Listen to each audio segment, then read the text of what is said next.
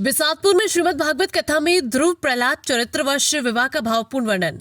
बीनागंज समीप ग्राम बिसातपुर में मीना परिवार के यहां आयोजित श्रीमद् भागवत कथा के दौरान कथावाचक पंडित कृष्ण गोपाल दादिच ने ध्रुव चरित्र, प्रहलाद चरित्र, भक्ति की महिमा तथा भगवान शिव के विवाह की पावन कथा का भावपूर्ण वर्णन किया। कथा में ध्रुव चरित्र का वर्णन करते हुए पंडित दादिच ने बताया कि बालक ध्रुव ने अटूट संकल्प और कठोर तपस्या के बल पर भगवान विष्णु को प्रसन्न किया। उन्होंने कहा कि ध्रुव का जीवन यह सिद्ध करता है कि निष्काम और सच्ची भक्ति से भगवान शीघ्र प्रसन्न होते हैं। प्रहलाद चरित्र पर प्रकाश डालते हुए उन्होंने कहा कि सच्चा भक्त किसी भी परिस्थिति में भगवान का स्मरण नहीं छोड़ता।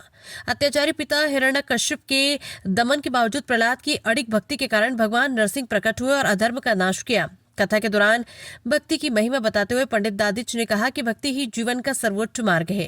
भक्ति से अहंकार नष्ट होता है, मन शुद्ध होता है और ईश्वर की कृपा प्राप्त होती है। इसके साथ ही भगवान शिव और माता पार्वती के विवाह की पावन कथा का भी सुंदर वर्णन किया गया।